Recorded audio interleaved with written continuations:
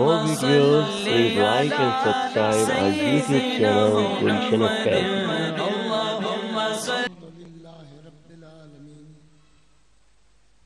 والصلاة والسلام على رحمة للعالمين وعلى آله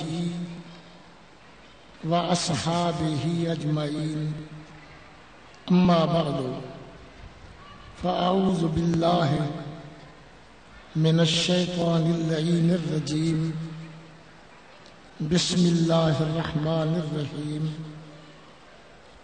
الله نور السماوات والأرض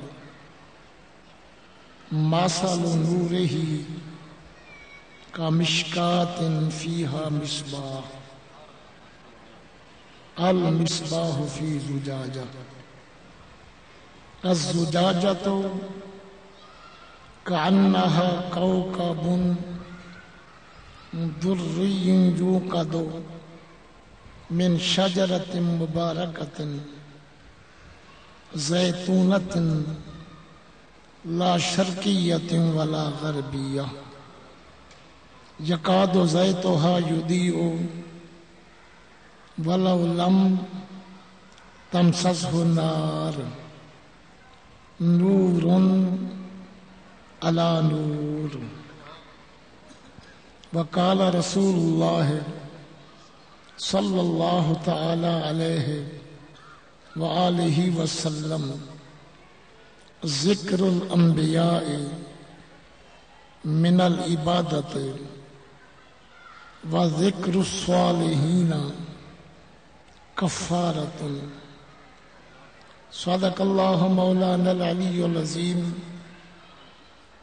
وصدق رسولہ النبی الکریم الامین ونحن علی ذلک لمن الشاہدین والشاکرین والموقنین والمطمئنین علماء اہل سنت، برادران ملت، نعت خان حضرات، بانی محفل، عزیزم سراپا اخلاص جناب عبدالرؤوف صاحب زیدہ رشدہ و مجدہ آتاہ اللہ تعالی ابنا صالحا بجاہ سید المرسلین صلی اللہ علیہ وسلم کے پرخلوص اصرار پہ طبع ناساز کے باوجود بھی الحمدللہ ثم الحمدللہ ثم الحمدللہ تعالی یہ حاضری نصیب ہو رہی ہے۔ میری اور تمہاری زندگی کا مقصد کیا ہے؟ تجارت، بزنس، وپار، پیسے جمع کرنا۔ اسی لیے رب نے ہمیں پیدا کیا۔ قرآن پاک سماعت فرمائے وما خلقت الجن والانس الا لیعبدون۔ رب کریم نے فرمایا میں نے جن اور انس کو پیدا کیا اپنی عبادت کے لیے، اپنی معرفت کے لیے، اپنی پہچان کے لیے۔ بندہ بندگی کے لیے پیدا ہوا، بندگی نہیں تو شرمندگی ہے۔ جوتا پاؤں کے لیے بنتا ہے، کوئی سر پہ باندھے، ٹوپی سر پہ رکھنے کے لیے ہے، کوئی قدموں میں استعمال کرے، کرتے کو زیر ناف استعمال کرے، تہبند سلوار کو گلے میں ڈالے۔ یہ بے وقوفی بھی ہے، یہ بندہ احمق ہوگا کہ جو چیز جہاں کے لیے تیار کی تھی وہاں استعمال نہ ہوئی، یہ ظلم ہے، پرلے درجے کا ایسا شخص احمق ہے، بے وقوف نادان ہے۔ ہمیں رب نے کس لیے پیدا کیا؟ بندگی کے لیے، اپنی عبادت کے لیے۔ حدیث قدسی میں ہے، اللہ تعالی نے فرمایا انما خلقت الخلق جزئی نیست، اس کے سوا اور کوئی مقصد نہیں، میں نے مخلوق کو اس لیے پیدا کیا لیعرفہم کرامتک ومنزلتک عندی، اے حبیب تیری جان پہچان کے لیے، تیری کرامت اور بزرگی اور شان کے جاننے کے لیے، جو میری بارگاہ میں تمہارا کیا مقام ہے، اس لیے میں نے مخلوق کو پیدا کیا۔ حدیث قدسی میں رب کا فرمان مخلوق کی پیدائش کا مقصد معرفت مقام مصطفیٰ صلی اللہ علیہ وسلم۔ قرآن میں ہے انسان اور جن کی پیدائش کا مقصد عبادت اللہ تعالیٰ کی۔ یہ اللہ کے دونوں کلاموں میں کوئی تضاد اور ٹکراؤ نہیں۔ اللہ تعالیٰ کی عبادت وہی کرے گا جس کو حضور کی معرفت ہوگی۔ معرفت حبیب کے بغیر نہ رب کو کوئی جان سکتا ہے، نہ پہچان سکتا ہے، نہ اس کی عبادت کر سکتا ہے۔ اللہ تعالیٰ کی جان پہچان کرائی ہے تو آمنہ کے لال نے صلی اللہ علیہ وسلم۔ اسی لیے اعلی حضرت عظیم البرکت مجدد دین و ملت شیخ الاسلام والمسلمین امام محمد رضا رضی اللہ تعالی نے عرض کیا بارگاہ نبوت میں کہ ہم آئے یہاں تمہارے لیے، اٹھیں گے وہاں تمہارے لیے، بدن میں ہے جان تمہارے لیے، دہن میں زبان تمہارے لیے، فرشتے خدم رسول حشم تمام امم غلام کرم وجود و عدم حدوث و قدم جہاں میں عیاں تمہارے لیے۔ سوا وہ چلے کہ باغ پھلے پھول کھلے، دن ہوں بھلے لیوا کے تلے، ثنا میں کھلے رضا کی زبان تمہارے لیے۔ حضور علیہ الصلوۃ والسلام کی تعریف، آپ کی شان بیان کرنا،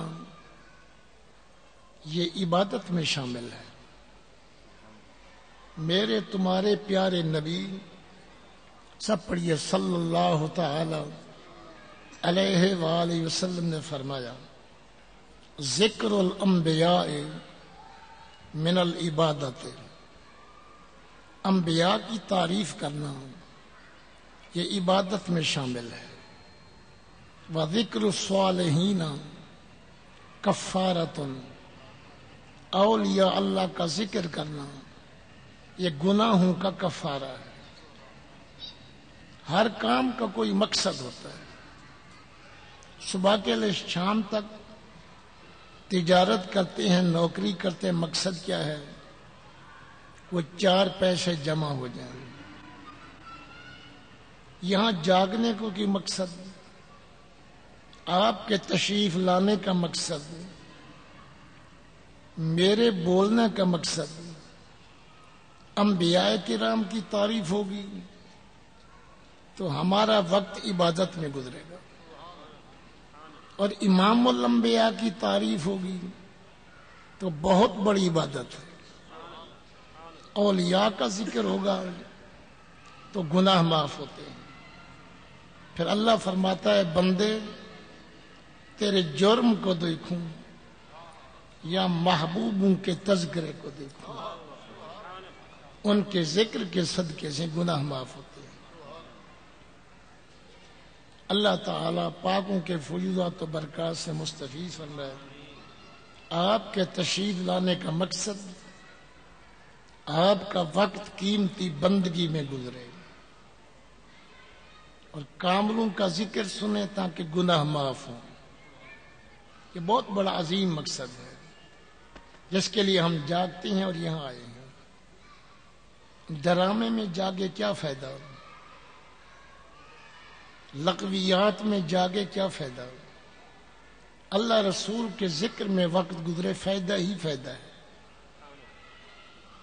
رب کریم نے فرمایا جل جلالہ وعم نوالہ،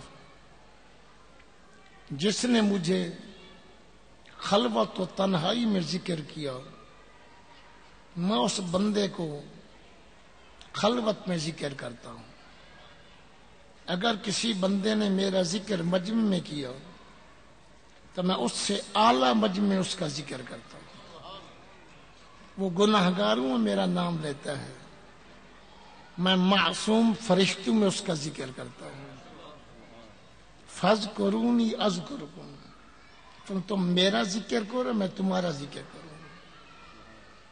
فرمایا بندہ میری طرف ایک بالشت آئے تو میں اللہ ایک ہاتھ قریب ہوتا ہوں.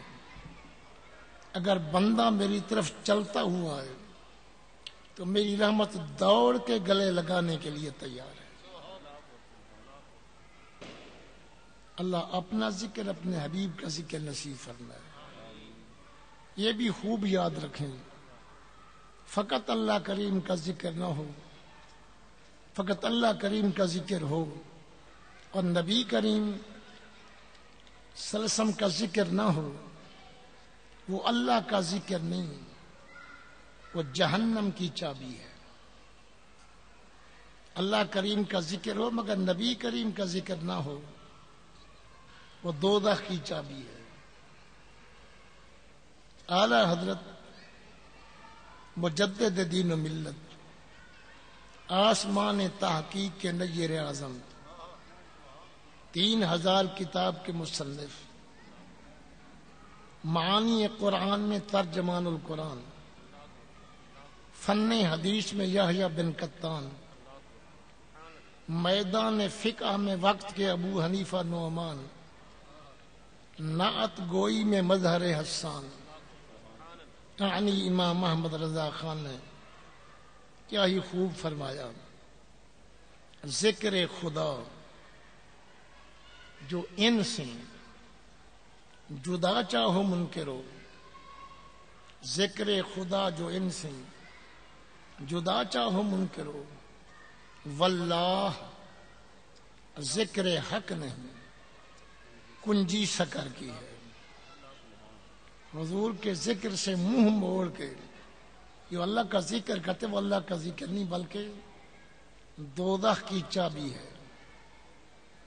میں نے کہا ہدایت بخشش کا ہر شعر کسی آیت یا حدیث کا ترجمہ ہوتا ہے. پتہ نہیں اعلیٰ حضرت رضی اللہ عنہ نے کہ کس آیت حدیث کا ترجمہ کیا. تو میں نے تفسیر در منصور کا مطالعہ شروع کیا. اس میں مجھے حدیث قدسی مل گئی، اللہ تعالیٰ کا فرمان. رب کریم نے فرمایا من ذاکرنی ولم یذکر کا، جو میرا ذکر تو کرتا ہے، جو بندہ مجھ اللہ کا ذکر کرتا ہے، ولم یذکر کا، اے حبیب تمہارا ذکر نہیں کرتا، فلیس لہ فی الجنت نصیب، بہشت میں اس کا داخلہ بند ہے. تو جو کچھ رب کا فرمان تھا اسی کے مطابق اعلی حضرت نے شعر بنایا اور قوم کو سمجھایا. اللہ کا ذکر اسی وقت اللہ کا ذکر ہے، ساتھ میں اس کے محبوب کا ذکر ہو۔ اگر کوئی کافر مسلمان ہونا چاہے، اب عالم صاحب اسے پڑھائیں، پڑھو لا الہ الا اللہ، لا الہ الا اللہ، لا الہ الا اللہ، کہ وہ ورد کرتا رہے، کہ وہ مسلمان ہو جائے گا؟ کس ہستی کا ذکر نہیں کیا؟ آمنہ کے لال کا ذکر نہیں کیا تو وہ کافر مسلمان نہیں ہو سکتا۔ مسجد کی تعمیر کا مقصد کیا ہے؟ ان المساجد للہ، رب قرآن میں فرماتے ہیں مسجد کی تعمیر اللہ کے ذکر کے لیے ہے، اللہ تعالی کی عبادت کے لیے ہے، اس میں اللہ کریم کا ذکر ہو۔ مسجد کا کام کہاں سے شروع ہوتا ہے؟ مؤذن کی اذان سے۔ اب مؤذن اذان دے، اللہ اکبر اللہ اکبر، اللہ اکبر اللہ اکبر، اشہد ان لا الہ الا اللہ، اشہد ان لا الہ الا اللہ، حی علی الصلاۃ حی علی الصلاۃ، حی علی الفلاح حی علی الفلاح، اللہ اکبر اللہ اکبر، لا الہ الا اللہ، اذان ہو جائے گی۔ اللہ کریم کا ذکر نہیں ہوا؟ مسجد کی تعمیر کا مقصد اللہ تعالی کا ذکر تھا، اللہ کریم تو ذکر ہوا ہے، مگر اذان کیوں نہیں ہوئی؟ آمنہ کے لال کا ذکر نہیں آیا، اذان نہیں۔ کوئی اقامت کہے اللہ اکبر اللہ اکبر اللہ اکبر اللہ اکبر، اشہد ان لا الہ الا اللہ، اشہد ان لا الہ الا اللہ، حی علی الصلاۃ حی علی الصلاۃ، حی علی الفلاح حی علی الفلاح، قد قامت الصلاۃ قد قامت الصلاۃ، اللہ اکبر لا الہ الا اللہ۔ اقامت ہو جائے گی، تکبیر ہے مکمل، اللہ کریم کا ذکر نہیں آیا؟ ضرور آیا۔ مسجد کی تعمیر کا مقصد یہی تھا کہ اللہ کریم کا ذکر ہو، حضور کا ذکر نہیں آیا، اقامت نہیں۔ تو برادران اسلام، دین کی گاڑی چل نہیں سکتی بغیر ذکر مصطفیٰ کے۔ اب نماز تو خالص اب اللہ کی پڑھتے ہیں، عبادت اللہ تعالیٰ کی، کسی اور کی عبادت جائز نہیں، شرک ہے۔ کسی اور کی نماز پڑھیں شرک ہے۔ نماز اللہ تعالیٰ کے لیے پڑھتے ہیں، 2 رکعت کے بعد آپ کو بیٹھنا پڑتا ہے، اس میں آپ پڑھتے ہیں التحیات للہ والصلوات والطیبات، یہاں سلام پھیر دے، نماز مکمل ہے۔ اور بھی کچھ پڑھنا ہے آگے، رب کی نماز میں کچھ اور بھی آگے پڑھنا ہے، اللہ کی عبادت ادا کرتے کچھ اور بھی پڑھنا ہے۔ کیا السلام علیکہ ایھا النبی ورحمۃ اللہ وبرکاتہ، السلام و سلام ہو علیکہ آپ پر، تم پر، اللہ کے معنی پر، کا کے معنی تم، آپ پر۔ یہ کا ضمیر غائب کی ضمیر نہیں، یہ حاضر کی ضمیر ہے۔ کا غائب کے لیے نہیں آتا، غائب کے لیے علیہ کی ضمیر ہے، علیہ اس نبی پہ سلام جو مدینے میں ہے۔ لیکن نمازی کو کہنا پڑتا ہے جہاں بھی نماز پڑھ رہا ہے تو پڑھ السلام علیکہ۔ اس نماز میں حاضر نبی، موجود نبی، میرا آپ پہ سلام ہو۔ ایھا النبی، اے نبی، اے ندا کے لیے ہے، پکارنے کے لیے ہے۔ اللہ تعالیٰ کتنا قادر مطلق ہے، اپنی عبادت نماز کے اندر نبی کریم صلی اللہ علیہ وسلم پہ سلام بھی پڑھوا لیتا ہے، نعرہ رسالت بھی نماز میں لگوا لیتا ہے، السلام علیکہ ایھا النبی، عبادت خدا کی، سلام نبی کا، علیکہ حاضر بھی منوا لیتا ہے، چاہے مدینے سے تو ہزاروں میل دور بیٹھا ہے۔ حضور نے یہ نماز ہاتھ پکڑ کے سکھائی ہے اللہ کے حکم سے۔ یہ نہیں فرق کیا کہ میرے قریب پڑھو تو علیکہ پڑھو، مدینے سے دور پڑھو تو علیکہ چھوڑ دینا۔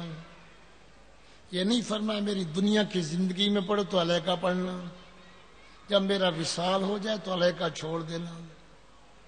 عرب و عجم کے لیے رہتی دنیا تک آپ نے یہی نماز سکھائی ہے، اور آپ اپنی طرف سے نہیں بولتے، آپ کا بولنا اللہ کی وحی ہے، تو اللہ کے حکم سے آپ نے یہ نماز سکھائی ہے۔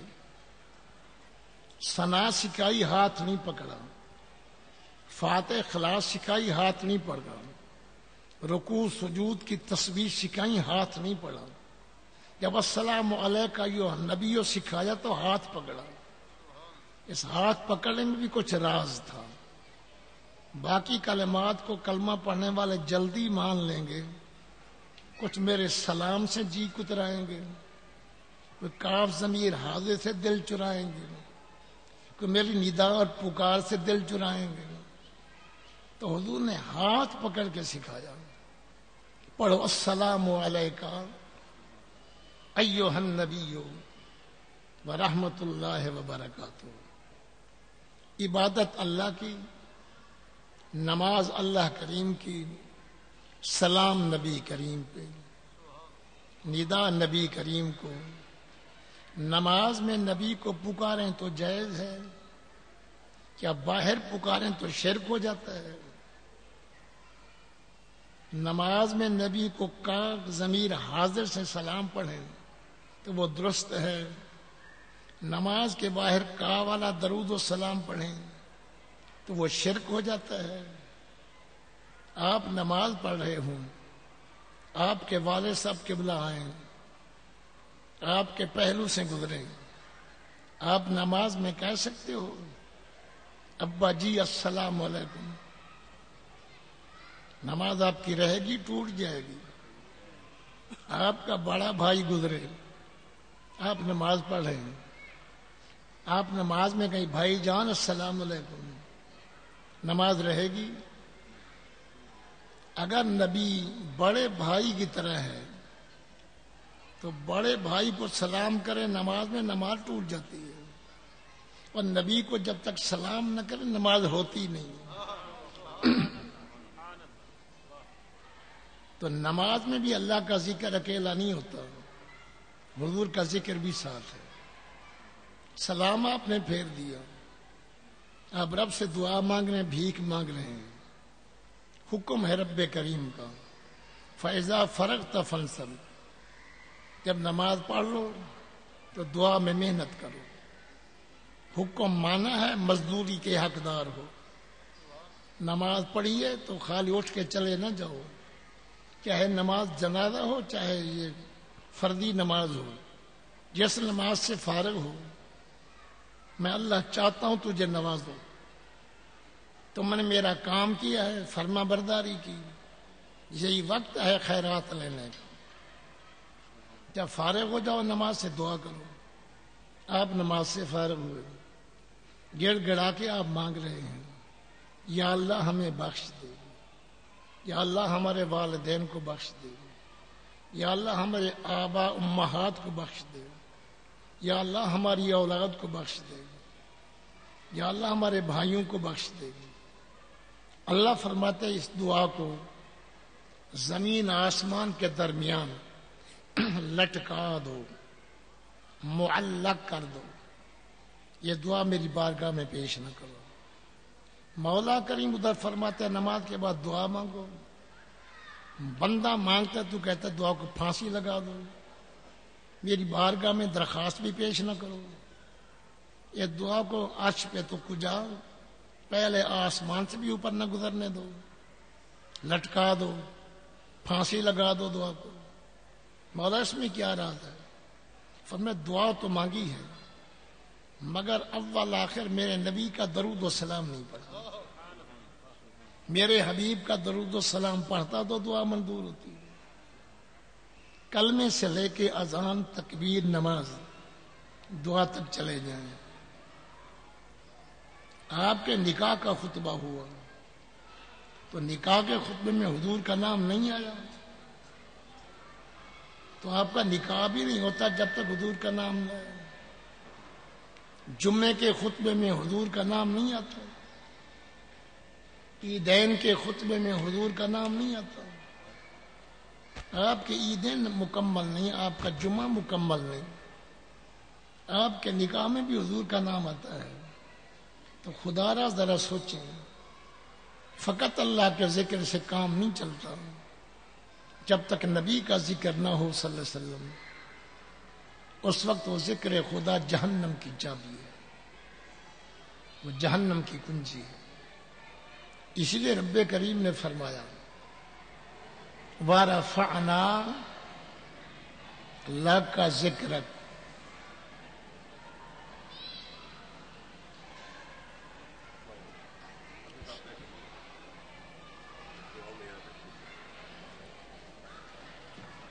حبیب ہم نے آپ کے لیے آپ کے ذکر کو بلند کیا۔ جن کے ذکر کو اللہ بلند کرے وہ کسی کے گھٹانے سے گھٹ سکتا ہے؟ وَرَفَعْنَا لَكَ ذِكْرَكَ کا ہے سایہ تجھ پر، بول بالا ہے تیرا، ذکر ہے اونچا تیرا۔ قرآن پاک کے چند کلمات سورۃ نور سے پڑھے ہیں، اقرار فرمائیں قرآن نور ہے، اپنی زبان سے اقرار فرمائیں قرآن نور ہے۔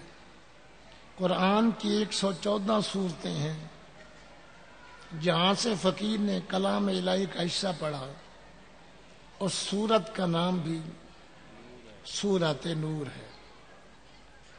سورۃ نور کی آیت نمبر 35 کا کافی وافی حصہ پڑھا، اس آیت کا نام بھی آیت نور ہے۔ قرآن نور، سورت کا نام نور، آیت کا نام نور، اور جن کا ذکر و تعریف اس آیت میں ہے وہ آمنہ کے لال ہیں، نور علی نور۔ ابتدائی کلمات آیت کے سماعت فرمائے۔ قرآن پڑھنا بھی ثواب ہے، قرآن سننا بھی ثواب ہے۔ جو توجہ سے قرآن سنے اللہ فرماتا ہے میں اس کی جھولی رحمت سے بھر دوں گا، یہ اللہ کریم کا وعدہ ہے۔ اور جو عمل کرے پھر تو نور علی نور ہے، پھر اصل مقصد پورا ہو جائے گا۔ اللہ تعالی نے فرمایا اللہ نور، اللہ مبتدا ہے، نور خبر ہے، خبر کا حمل ہے مبتدا پہ۔ اللہ نور، اللہ نور ہے، اللہ اقرار فرمائے اللہ نور ہے۔ اللہ تعالیٰ کے لیے بشر کا لفظ آیا کہ اللہ بشر ہے؟ نہیں، اللہ کے لیے کہ اللہ نور ہے۔ کچھ لوگ کہتے ہیں کہ نور کی شان کم ہے، بشر کی شان زیادہ ہے۔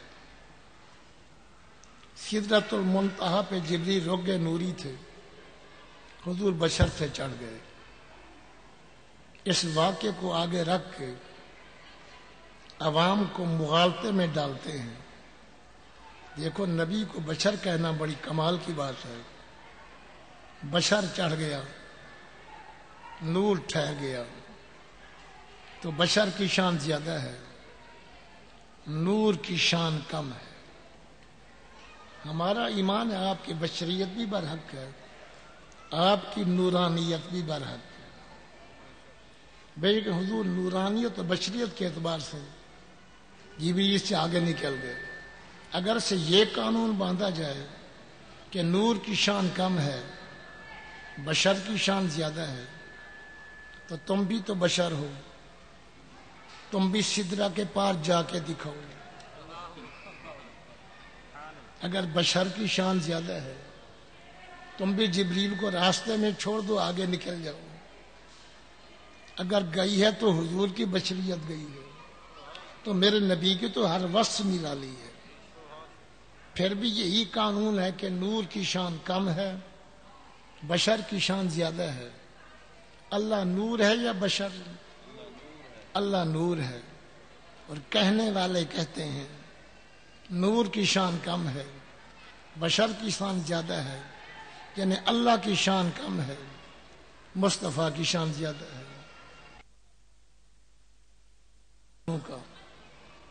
اللہ نور ہے زمین کا. فکرہ یہی ہے, ترجمہ یہی ہے. اللہ نور السماوات والارض, اللہ نور ہے آسمانوں کا, اللہ نور ہے زمین کا. اس فکرے کے, اس جملے کی 10 تفسیریں ہیں. عربی تفاسیر پہ نظر ہو تو محققین مفسرین نے اس قرآنی جملے کی 10 تفسیریں بیان کی ہیں. میں مکمل 10 نہیں بیان کر سکتا, کچھ وقت زیادہ, کچھ تباہ ناسا. 9 تفسیریں ادھار, ایک تفسیر نقدی پیش کر رہا ہوں. اللہ نور السماوات والارض, نور مصدر ہے. عربی گرامر کا قانون ہے, مصدر اکیلے ہو تو مصدری معنی دیتی ہے, مصدر جملے اور فکرے میں سیٹ ہو تو یا اسم فاعل کا معنی دیتی ہے مصدر, یا اسم مفعول کا. یہ نور مصدر حسب تفسیر مفسرین, یہ مصدر جملے میں جو ہے یہ اسم فاعل کے معنی میں ہے. تو آیت کا مطلب کیا ہوگا؟ اللہ نور السماوات والارض, اللہ منور السماوات والارض, اللہ روشن کرنے والا ہے آسمانوں کو, اور اللہ روشن کرنے والا ہے زمین کو. نور بمانے منور, مصدر بمانے اسم فاعل, کہ اللہ آسمانوں کو روشن کرنے والا ہے, اللہ تعالی زمین کو روشن کرنے والا ہے. سوال پیدا ہوا کہ اللہ کریم نے آسمانوں کو کن چیزوں سے روشن کیا؟ مفسرین نے وضاحت کی, بالشمس والقمر والکواکب. اللہ نے آسمانوں کو روشن کیا سورج سے, چاند سے اور ستاروں سے. ان چیزوں سے اللہ نے آسمانوں کو روشن کیا. زمین کو رب نے کس چیز سے روشن کیا؟ مفسرین نے وضاحت کی, اللہ نے زمین کو روشن کیا بالانبیاء والاولیاء, بالانبیاء والاولیاء. اللہ نے زمین کو چمکایا, انبیاء کو زمین پہ بھیج کے, اولیاء کو زمین پہ بھیج کے زمین کو چمکایا. سورج, چاند, تارے آسمانوں کے چمک ہیں, انبیاء اولیاء یہ زمین کی چمک ہے. یہ نہ ہوتے اندھیرا ہی اندھیرا تھا. میرے تمہارے پیارے نبی صلی اللہ علیہ وسلم کی جب ولادت باسعادت ہوئی, حضور کی والدہ ماجدہ سیدہ آمنہ طیبہ طاہرہ سلام اللہ علیہا ورضی اللہ تعالیٰ فرماتی ہیں, خارج منی نور, حضور کی ولادت کے وقت میرے جسم سے نور ظاہر ہوا. مشرق مغرب دیکھ رہی تھی, شام کے محلات دیکھ رہی تھی، جبل مکہ جبال مینا کے پار دیکھ رہی تھی، مزدلفہ عرفات کے پہاڑوں کے پار دیکھ رہی تھی، شام تک دیکھ رہی تھی حضور کے نور کا صدقہ۔ خدا را ذرا سوچنے کی کوشش کریں، حضور کی اماں نے مشرق مغرب تک دیکھا تو حضور کے نور کا صدقہ دیکھا، جن کی والدہ نے نبی کے نور کا صدقہ دیکھا وہ خود نبی دیوار کے پیچھے نہیں دیکھ سکتے، وہ خود پہاڑ کے پیچھے نہیں دیکھ سکتے۔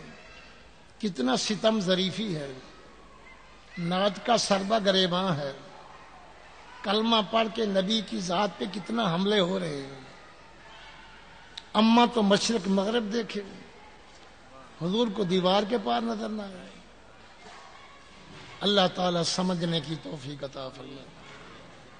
حضور علیہ السلام نے فرمایا، اللہ کی قسم میں مدینے میں کھڑے ہو کے 7 آسمانوں کے پار سدرۃ المنتہا کے ساتھ جو بہشت ہے اور بہشت میں جو حوض کوثر ہے، میں مدینے سے اپنی نظر سے اسے دیکھ رہا ہوں۔ فرمایا اللہ نے ساری زمین کو میرے سامنے کر دیا، مشرق سے لے کے مغرب تک میں ساری زمین کو دیکھ رہا ہوں۔ فرمایا اس دنیا میں جو کچھ قیامت تک ہوگا، عزیزم عبدالرؤوف کا یہ جلسہ، میرا بولنا، آپ کا سننا، سر ہلانا یا سبحان اللہ پڑھنا یا درود پڑھنا، یہ قیامت سے پہلے دنیا میں ہو رہا ہے۔ میں نبی اس کو بھی دیکھ رہے ہیں۔ فرمایا کانما انظر الی کفی ھذی، اس طرح ہاتھ کی ہتھیلی کو دیکھتا ہوں، جو کو دنیا میں قیامت تک ہوگا اس کو بھی دیکھ رہا ہوں۔ آپ کی نظر مبارک بھی برحق ہے۔ تو حضور کی ولادت پہ نور چمکا، زمین روشن ہوئی، انبیاء زمین کی چمک ہے اور اولیاء بھی زمین کی چمک ہے۔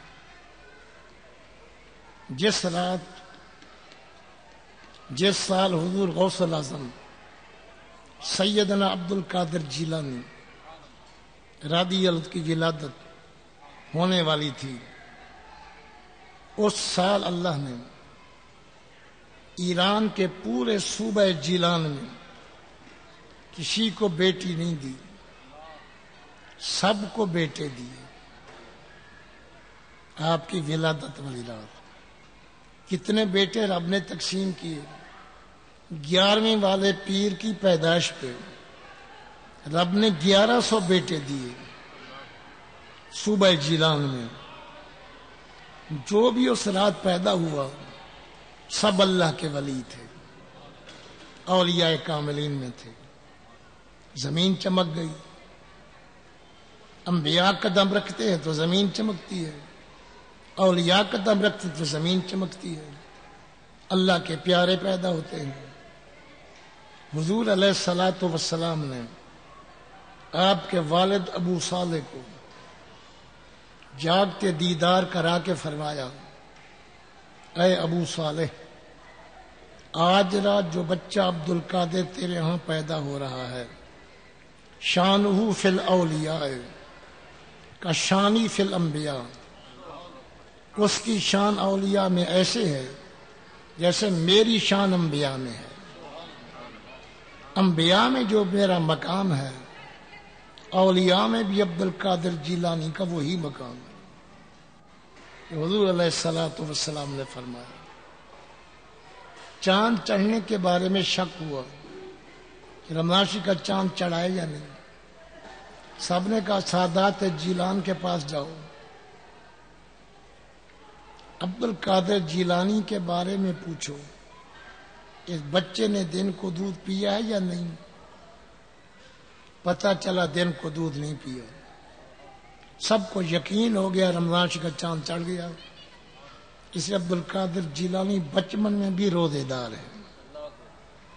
جب مغرب کا وقت ہوا تو پھر آپ نے اماں کا دودھ قبول کیا۔ اتنا اطاعت مصطفیٰ پیدائشی طور پہ، اتنا حضور کی غلامی، جیسے عرب عجم چمک رہا ہے۔ آپ کی ولایت کے انوار پوری کائنات میں پھیلے ہوئے ہیں۔ حضور غوث الاعظم رضی اللہ تعالیٰ عنہ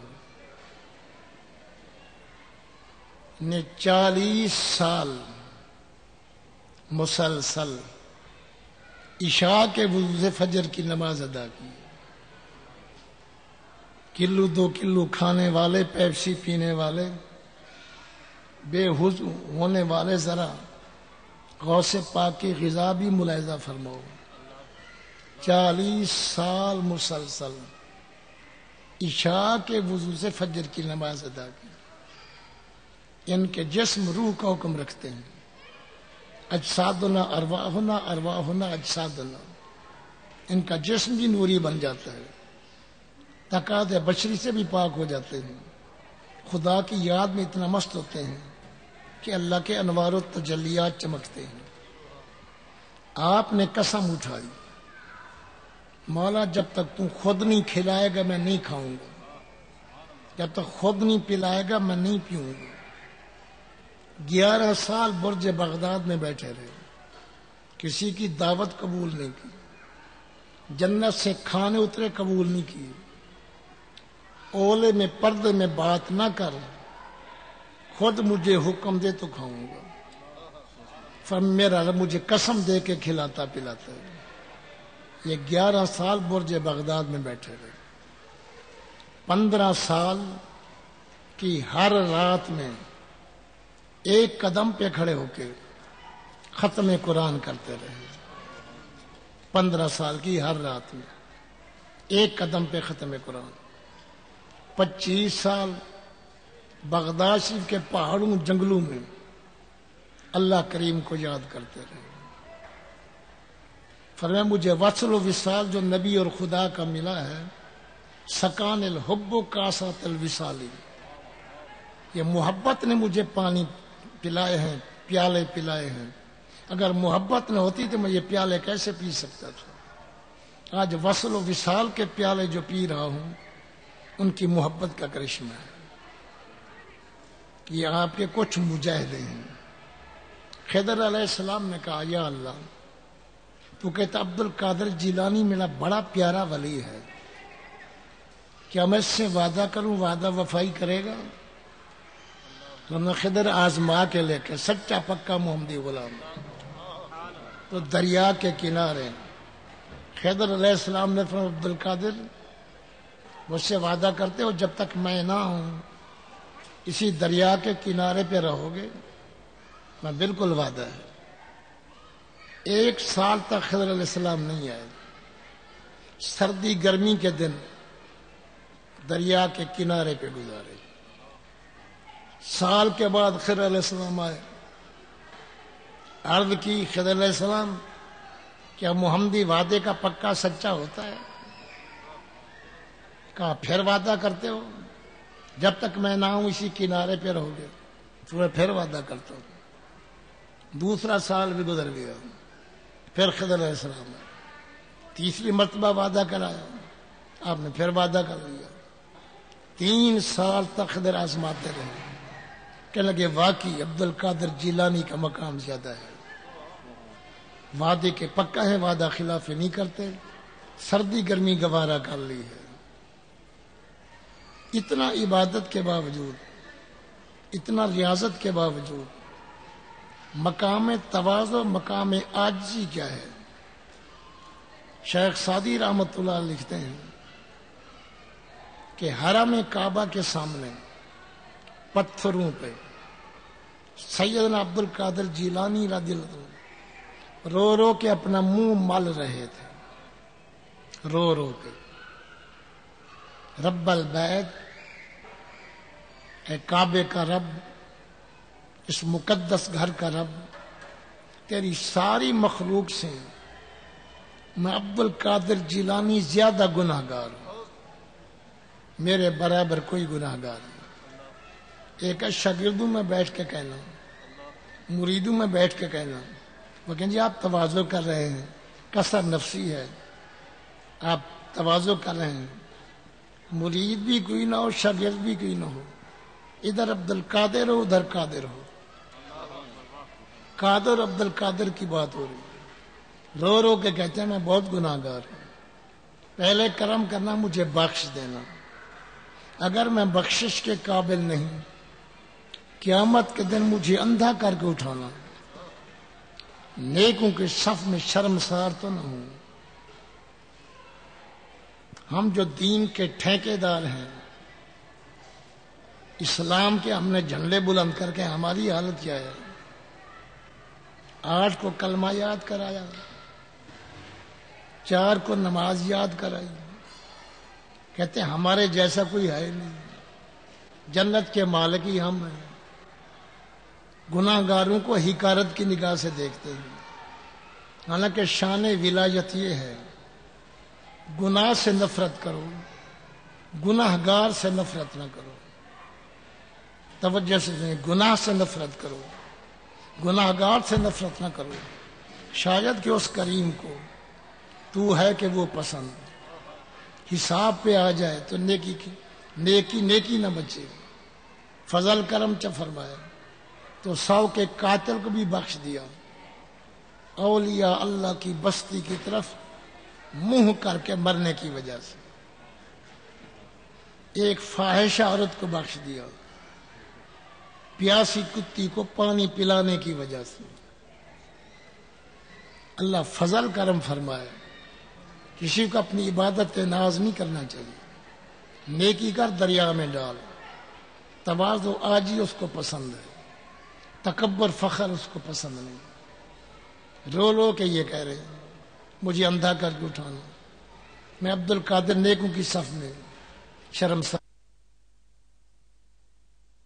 جیلان کی زبان میں، فارسی زبان میں، بغداد کی زبان آپ کی عربی، جیلان والی فارسی، عربی کا دیوان بھی ہے، فارسی کا بھی۔ غوث پاک فارسی والے دیوان میں کہتے ہیں مولا کریم تو جنت را بنیکاں دے، تو اپنی بہشت نیکوں کو دے دے، اپنی بہشت نیکوں کو دے دے، منے بدرا بدوزخ بول، مجھ گناہگار عبد القادر کو دوزخ میں ڈال دے،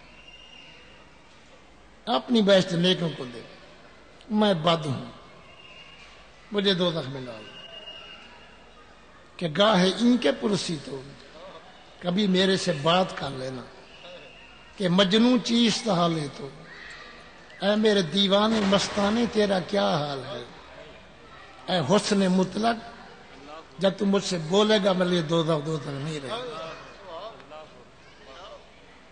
جس کا عمل ہو بے غرض اس کی جزا کچھ اور ہے، حور و خیام سے گزر بادہ و جام سے گزر۔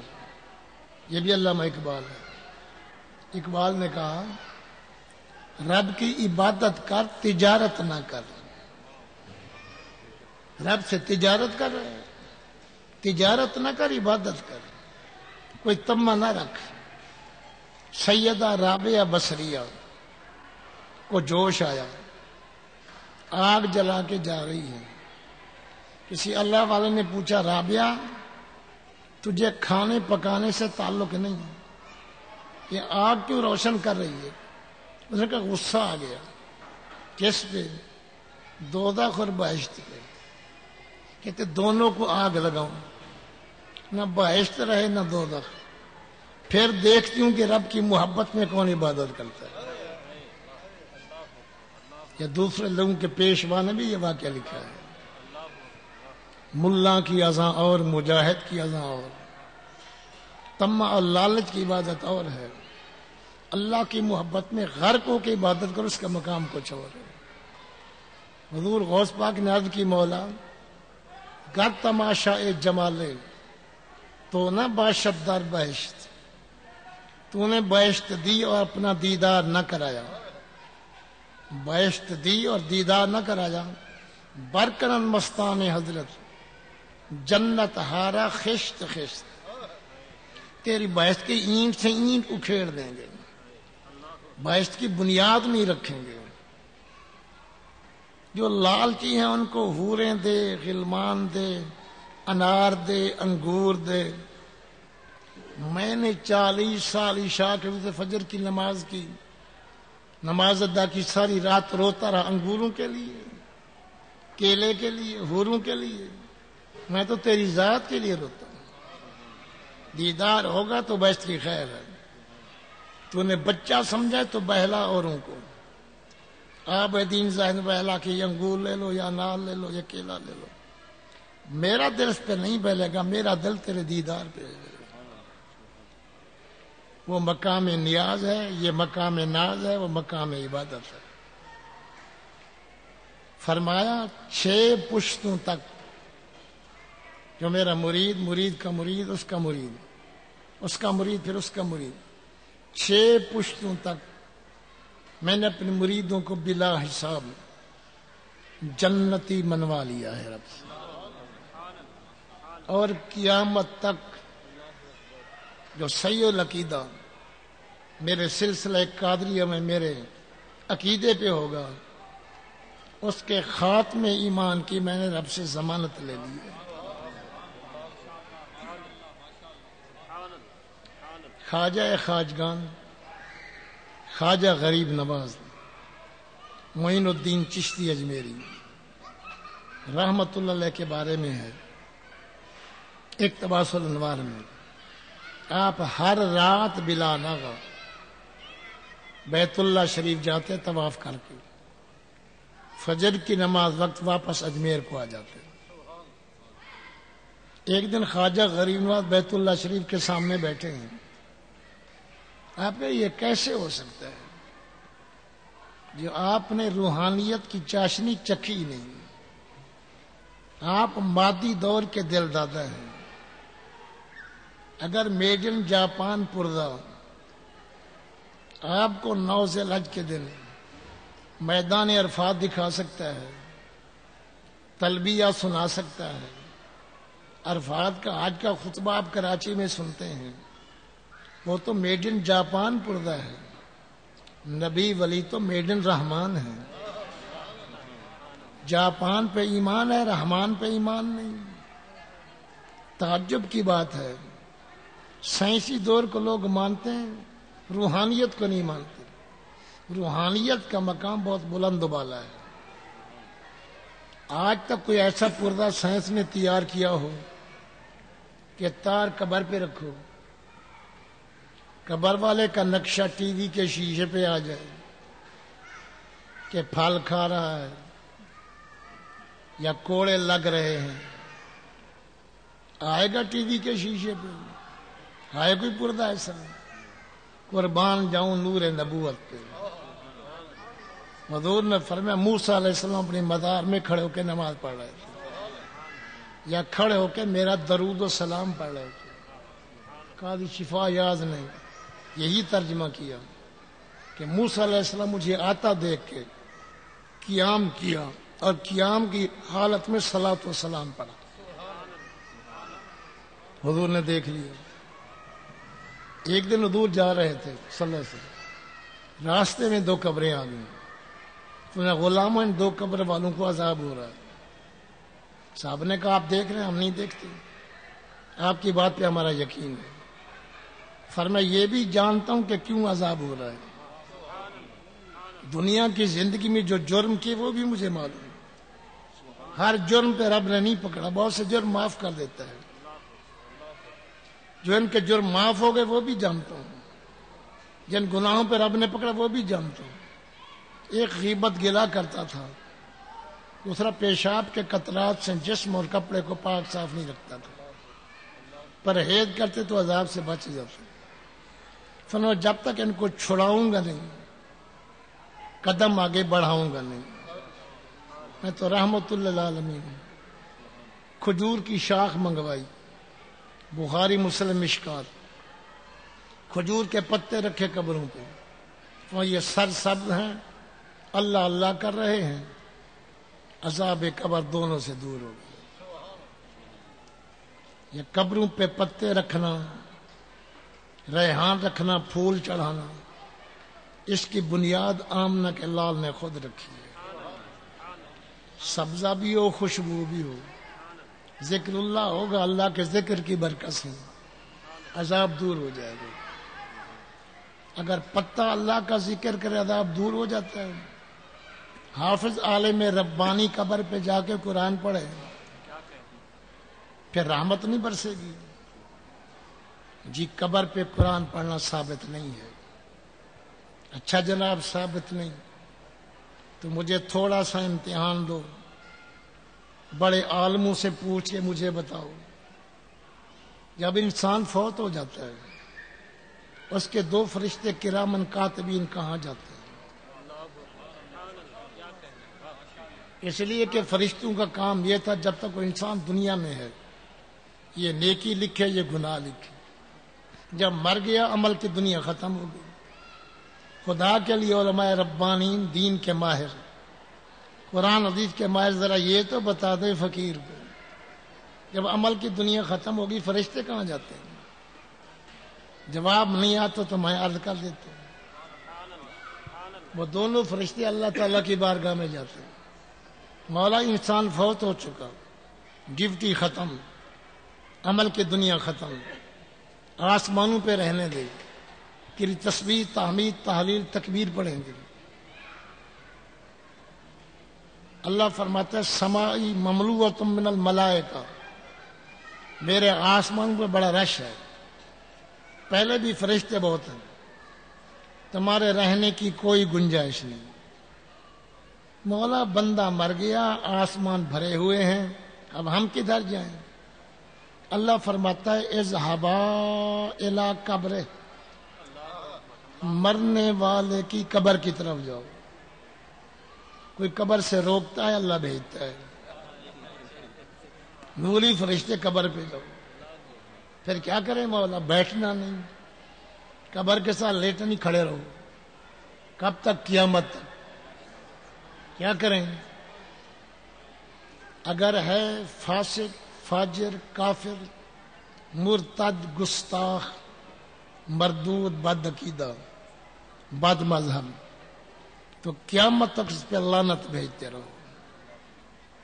اگر مرنے والا مومن ہے، نیک یا گناہ گار، سبحان اللہ پڑھ کے بخشتے رہو، الحمدللہ پڑھ کے بخشتے رہو، اللہ اکبر پڑھ کے بخشتے رہو. ہم تو 40واں کرتے ہیں، سالانہ کرتے ہیں، چھٹی کرتے ہیں. رب نے تو دن رات قرآن خوانی کے لیے فرشتوں کو مقرر کر رکھا ہے. تو ہمارا مذہب تو نوریوں والا ہے، ناریوں والا نہیں. فرشتے یہی قرآن خوانی کر کے ان کی روح کو ثواب بخشتے ہیں. اللہ کرے خاتمہ ایمان پہ ہو جائے، پھر فرشتے بھی قرآن خوانی کے لیے کافی ہوں گے، قیامت تک قرآن خوانی کرتے رہیں. حضور خواجہ غریب نواز بیت اللہ کے سامنے بیٹھے تھے. ندا آئی، اے معین الدین میں تجھ سے راضی ہوں، اب جو چاہو مانگو. خواجہ غریب نواز نے عرض کی مولا اگر راضی ہے اور چاہتا ہے، تیرا اعلان ہے جو چاہو دوں گا. قیامت تک جو میرے سلسلہ چشتیہ کے مرید ہوں، جب تک وہ بہشت میں نہیں جائیں گے میں قدم نہیں رکھوں. فرمایا منظور ہے.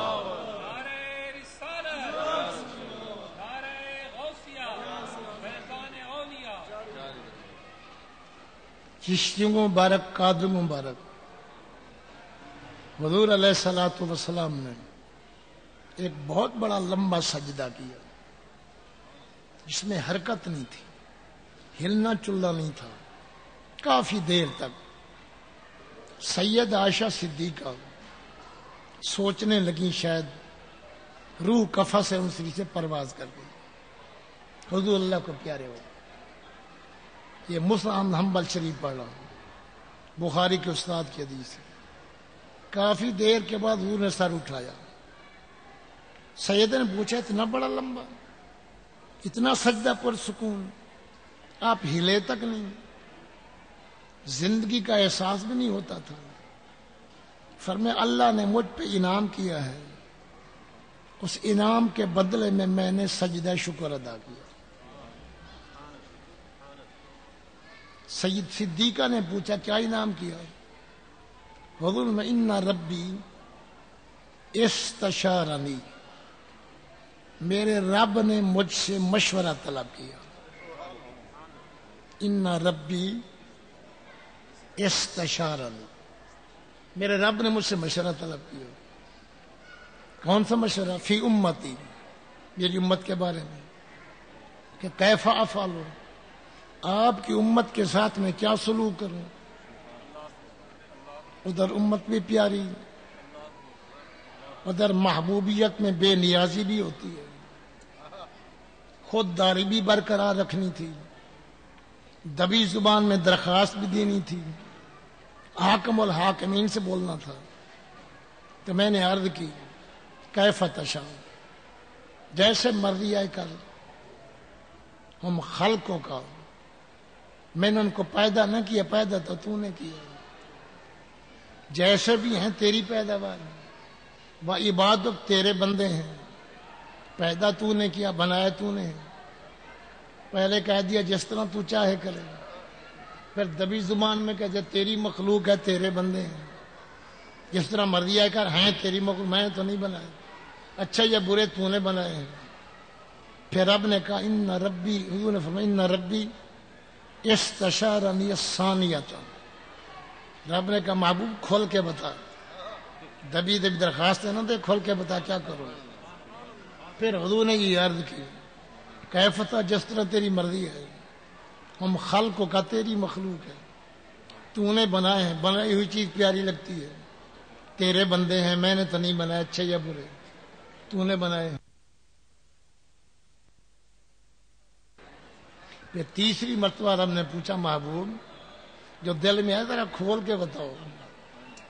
پھر میں نے وہی عرض کیا تیرے بندے ہیں، تیری مخلوق ہیں، جیسے مرضی آئے کر۔ اللہ نے فرمایا تعالیٰ تم نہیں بتاتے، اندر اندر میں سب کچھ کہہ رہے ہو۔ تو 70,000 تیری امت کے بڑے چوٹی کے جو ولی ہوں گے، تیری امت کے بہت بڑے ولی 70,000، ان میں سے ہر ایک جن 70,000 کا ہاتھ پکڑے گا کہ یہ بھی میرے ساتھ ہے، یہ بھی میرے ساتھ ہے، یہ بھی میرا ہے، میں سب کو بلا حساب باعث میں داخل کروں۔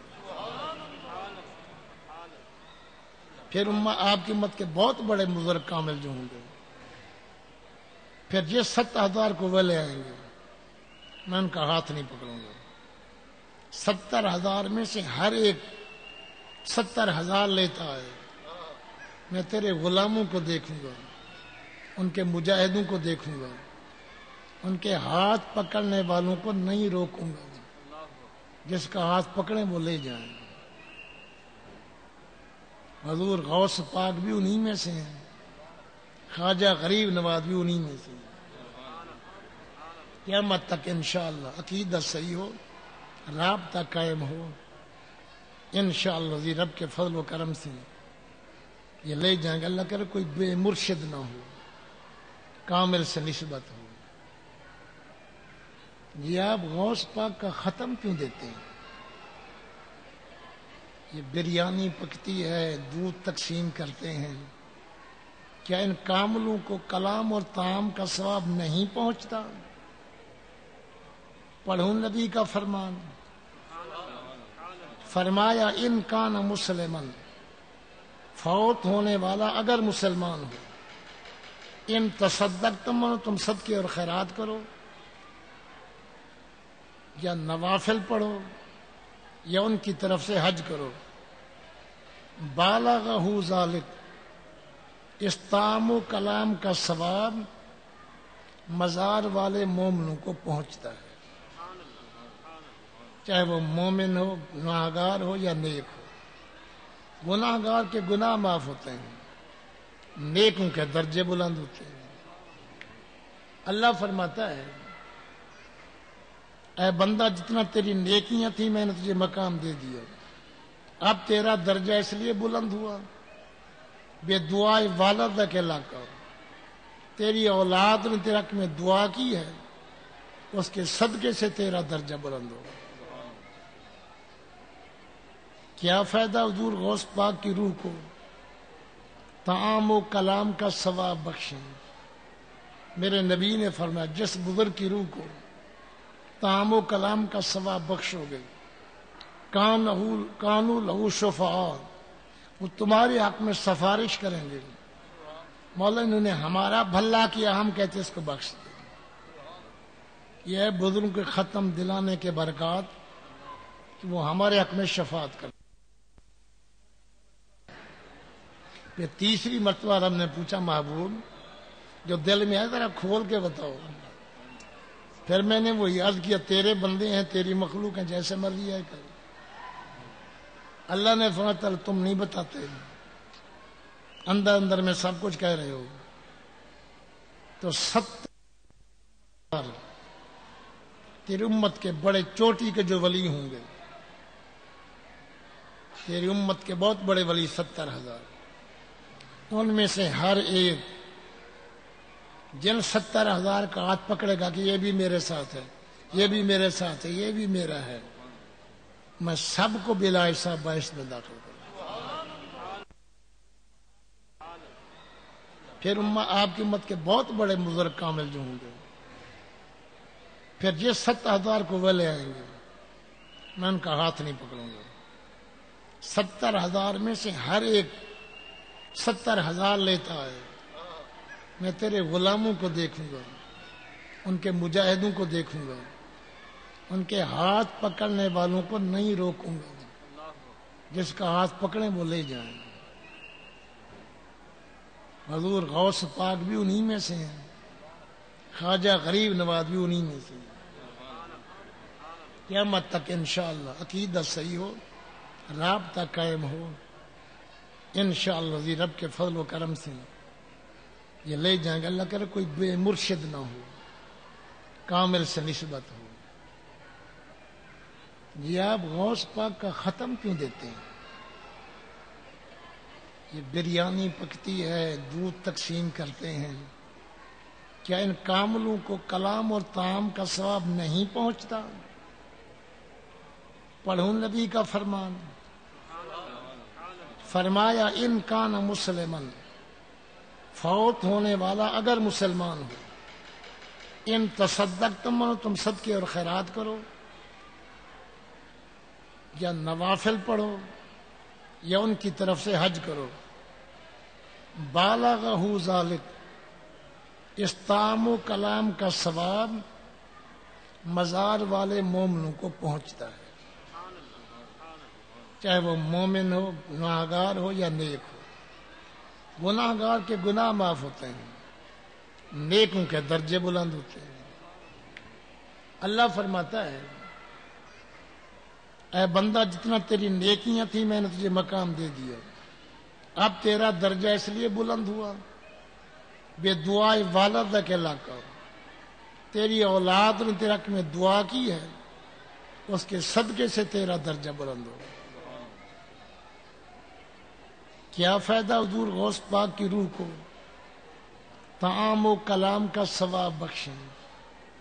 میرے نبی نے فرمایا جس بزرگ کی روح کو طعام و کلام کا ثواب بخشو گے، کانو لہو شفعاء، وہ تمہارے حق میں سفارش کریں گے۔ مولا انہوں نے ہمارا بھلا کیا، ہم کہتے اس کو بخش دیں۔ یہ ہے بزرگوں کے ختم دلانے کے برکات کہ وہ ہمارے حق میں شفاعت کرتے ہیں۔ ایک دفعہ آپ نے فاتحہ پڑھی، 1,24,000 کو ثواب بخشے، تو فاتحہ کے 1,24,000 حصے ہوں گے؟ نہیں، ہر ایک کو پورے فاتحہ کا ثواب ملے گا۔ اپنے پاس رکھیں تو ایک فاتحہ کا ثواب، 1,00,000 کو بخشا آپ کو 1,00,000 فاتحہ کا ثواب ملے گا۔ فرمایا بے عددہم، جتنی تعداد کو ثواب بخشو گے اس کے مطابق ثواب ملے گا۔ یہ قرآن کی 4 آیتیں ہیں۔ کھانے پینے والی چیز اور جانور پہ غیر اللہ کا نام آ جائے تو وہ حرام ہو جاتی ہے، اسی لیے 11ویں حرام ہے کہ غوث پاک کا نام آ جائے۔ یہ آیت کے ترجمے میں ہیرا پھیری کی ہے، ڈنڈی چل گئی ہے، عربی کی ہر تفسیر میں موجود ہے کہ وہ جانور حرام ہے کہ ذبح کے وقت جب اس پہ غیر اللہ کا نام آئے، جان نکالنے کے وقت، چھری چلانے کے وقت اگر غیر کا نام آ جائے وہ جانور حرام ہے۔ کوئی جانور بھی ہو نظر و نیاز والا، نہ بسم عبد القادر کہہ کے ذبح کرتے ہیں، نہ بسم خواجہ غریب نواز کہہ کے ذبح کرتے ہیں۔ جو بھی جانور ہے سنی مسلمان کیا کہتا ہے؟ بسم اللہ اللہ، جان آفرین کے نام پہ نکلتی ہے، آگے پیچھے نام غیر کا آتا ہے، کوئی حرج نہیں۔ آپ کے لیے ہم نے چائے پیش کی، کسی نے پوچھا کس کی ہے؟ کہ مولانا عبد الکریم قادری صاحب۔ یہ چائے کس کی؟ محمد حسین صاحب کی۔ اب غیر کا نام چائے پہ آ گیا تو چائے حرام ہو جائے گی؟ چائے حرام ہو جائے گی؟ غیر کا تو نام آ گیا۔ 4 بندے ہوٹل میں آئے، ایک نے کہا 7 اپ چاہیے، عبداللہ نے کہا 7 اپ، عبد الرحمان نے کہا سپریٹ، غلام محمد نے کہا پیپسی، غلام رسول نے کہا کوکا۔ تو بہرہ پوچھتا یہ کس کی ہے 7 اپ؟ عبداللہ کی۔ یہ سپریٹ عبد الرحمان کی۔ اب ان بندوں کا نام آ گیا بوتلوں پہ۔ اگر غیر کے نام آنے سے چیز حرام ہو جاتی ہے تو ساری بوتلیں بھی ہیں۔ آپ مرغی لینے گئے مولانا کے لیے، راستے میں کسی نے پوچھا یہ مرغی کس کے لیے؟ یہ ہمارے مولانا تشریف لائے ان کے لیے۔ اب مولانا کا نام مرغی پہ آ گیا، مرغی پہلے حرام ہو گئی، مرغی بھی حرام ہو گئی۔ میرے نبی صلی اللہ علیہ وسلم 2 جانور ذبح کرتے تھے، ایک اپنی طرف سے ایک امت کی طرف سے، اور کہتے ہیں حاضی من امت محمد رسول اللہ، یا اللہ یہ جانور قربانی پیش کرنا اپنی امت کی طرف سے۔ تو جانور حضور اپنی امت کا نام لیتے تھے کہ وہ جانور حرام ہو گیا۔ تو آبادی کے جتنا جانور ہیں، کراچی کی بھینسیں ہیں، گائے ہیں، بھیڑ ہے، بکری ہے، مرغی ہے، کس کی؟ غیر اللہ کا نام آئے گا۔ جنگل میں کچھ جانور ہیں، بھیڑیا وغیرہ، شیر، اس پہ غیر اللہ کا نام نہیں آتا، بس وہی حلال ہوں تو ہوں گے۔ آبادی کے سارے حلال جانوروں پہ غیر اللہ کا نام آتا ہے۔ تو نام آنے سے چیز حرام نہیں ہوتی، چیز اللہ کے لیے ہے۔ نام بزرگ آتے کہ ان کی روح کو ثواب بخشا جائے۔ اگر آیت کو تبدیل کر کے عوام کو دھوکہ دینا ہے تو ایک حدیث سے مسئلہ حل ہو جائے گا۔ حضرت سعد رضی اللہ تعالیٰ عنہ کی والدہ فوت ہوئی۔ حضرت سعد کی والدہ جب فوت ہوئی، عرض کی یا رسول میں کون سا کام کروں؟ میری اماں کو ہمیشہ ثواب ملتا رہے قبر میں، تو میں کنواں کھدوا، چشمہ جاری کر، خدا کی مخلوق پانی پیے گی، تیری اماں کو ثواب ملتا رہے گا۔ اور کنویں پہ نام رکھا گیا، ہذہ بئر لأم سعد، سعد کی ماں کا کنواں۔ اب سعد کی ماں تو مزار میں ہے، اگر مزار والے کا نام آنے سے چیز حرام ہو جاتی ہے تو حضور نے حرام پانی پلایا صحابہ کو؟ سعد کی ماں کا کنواں، سعد کی ماں تو قبر میں ہے۔ تو جس کی روح کو ثواب بخشنا ہے ان کے نام آنے سے چیز حرام نہیں ہوتی۔ جانور کو اللہ کے نام پہ ذبح کرو، ثواب بزرگوں کو پہنچ جاتا ہے۔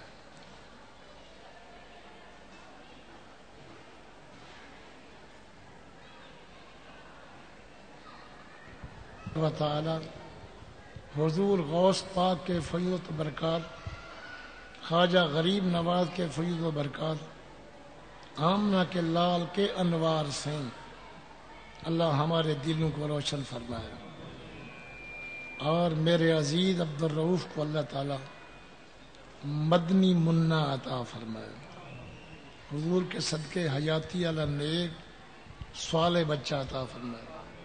اللہ تعالی مجھے اور آپ کو حضور کی سنت پہ عمل کرنے کی توفیق عطا فرمائے، عمل کرنے کی توفیق عطا فرمائے۔ اللہم صلی وسلم وبارک علی سیدنا محمد وعلی آل محمد وبارک وسلم۔